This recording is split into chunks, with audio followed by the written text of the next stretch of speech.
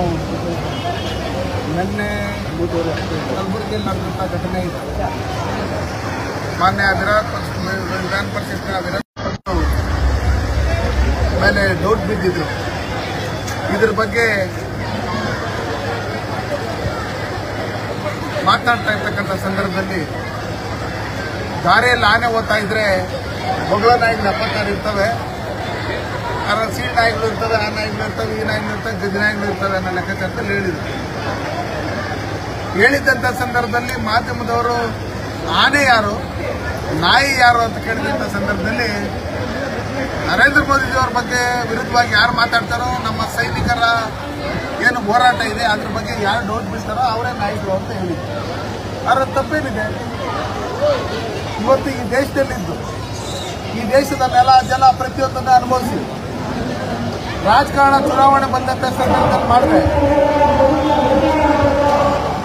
ಪ್ರತಿದಿನ ದೇಶದಲ್ಲಿ ಒಗ್ಗಟ್ಟಾಗಿರ್ತಕ್ಕಂಥ ಸಂದರ್ಭದಲ್ಲಿ ರಾಜಕಾರಣವನ್ನು ಮಾಡ್ತಾ ಪಾಕಿಸ್ತಾನದ ಏಜೆಂಟ್ಗಳಂತೆ ವರ್ತನೆ ಮಾಡ್ತಾ ಇರ್ತಕ್ಕಂಥ ಈ ಪ್ರಿಯಾಂಕಾ ಖರ್ಗೆ ಅವರು ಇರ್ಬೋದು, ಮತ್ತೆ ಅವರ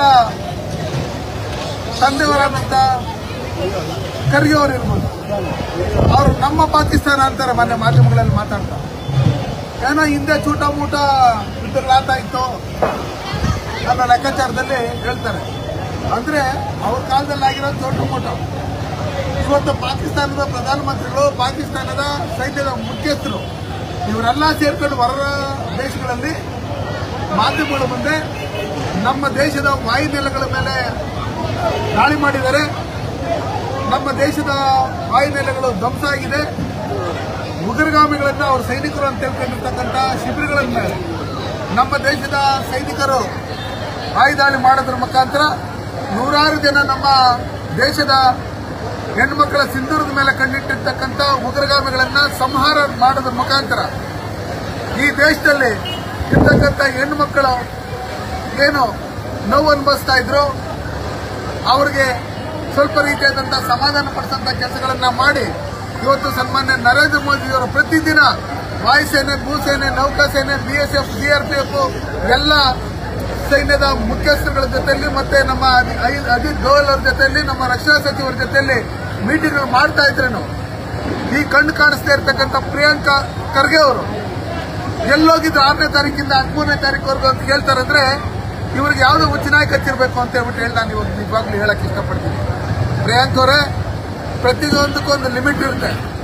ಈ ಭಾರತ ದೇಶದಲ್ಲಿ ಸನ್ಮಾನ್ಯ ನರೇಂದ್ರ ಮೋದಿಜಿ ಅವರು ಪ್ರಧಾನಮಂತ್ರಿ ಆದ್ಮೇಲೆ ಡಾಕ್ಟರ್ ಬಾಬಾ ಸಾಹೇಬ್ ಅಂಬೇಡ್ಕರ್ ಬರೆದಿರ್ತಕ್ಕಂಥ ಸಂವಿಧಾನದ ಅಡಿಯಲ್ಲಿ ಇವತ್ತು ದೇಶ ಮುನ್ನಡೀತಾ ಇದೆ.